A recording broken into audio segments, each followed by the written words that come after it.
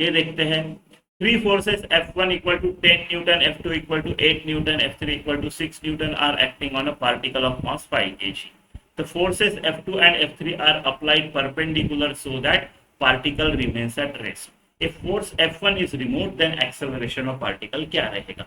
तो सिचुएशन कुछ ऐसी है, एक ऑब्जेक्ट है 5 kg का, एक मास है, इस 5 kg के मास के ऊपर 3 फोर्स लग रहे हैं, उसमें से F2 और F3 जो है वो परपेंडिकुलर लग रहे हैं, राइट। मान लो ये F2 है 8 न्यूटन का, ऐसा परपेंडिकुलर टू ईच अदर, एक को हॉरिजॉन्टल निकालते हैं 8 न्यूटन का F2, और एक जो है वो है आपका 6 न्यूटन का F3।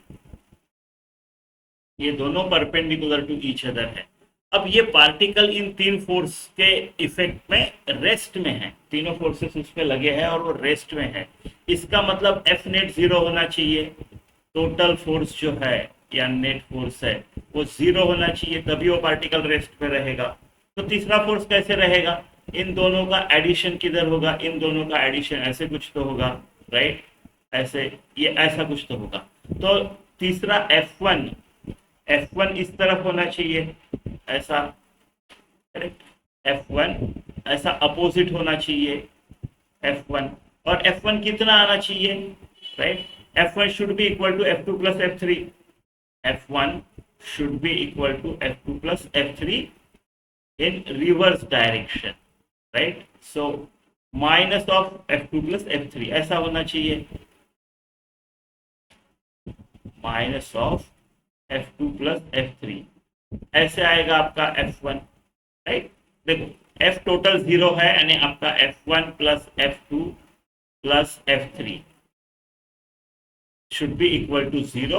मैथमेटिकली भी आपको बोल रहा है ये ऐसा होना चाहिए, और हमने फिगर निकाल के भी बोला कि इन दोनों का नेट इफेक्ट इस तरफ है और उस नेट इफेक्ट को कैंसिल करेगा ये उसका अपोजिट, ऐसा फोर्स। ऐसी सिचुएशन है। अब मैंने F1 निकाल दिया तो एक्सेलरेशन ऑफ पार्टिकल क्या होगा? अगर F1 निकाल दिया तो नेट टू नेट मेरा एक्सेलरेशन किस तरफ होगा? F1 निकाल दिया है ना, तो बचे क्या? ये दो बचे, तो मेरा एक्सेलरेशन इस तरफ होगा, ऐसा जाएगा मेरा पार्टिकल। कितनी स्पीड से जाएगा, राइट?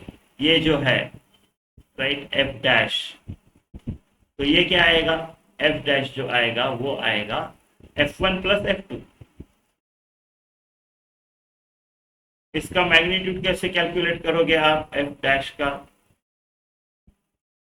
वो आएगा F1 square plus F2 square, अभी मैं बार नहीं निकाल रहा हूँ, मैंने मैग्नीट्यूड्स लिख रहा हूँ, 2F1 F2 cos थीटा। इनके बीच में F1 और F2 के बीच में एंगल, सॉरी, F2 और F3, राइट? तो F2 और F3 के बीच में एंगल 90 डिग्री है, cos 90 0, यानी ये हो गया मेरा F2 जो है 8 का स्क्वायर और ये 6 का स्क्वायर प्लस 0, राइट, 64 प्लस 36 रूट ऑफ 100 यानी 10 न्यूटन मेरा फोर्स होगा। एक्सेलरेशन कितना होगा? F अपॉन m, 10 अपॉन इसका मास कितना है? 5 kg, यानी कितना आएगा? 2 मीटर पर सेकंड स्क्वायर। तो आपका 2 मीटर पर second square in this direction, ऐसा आएगा।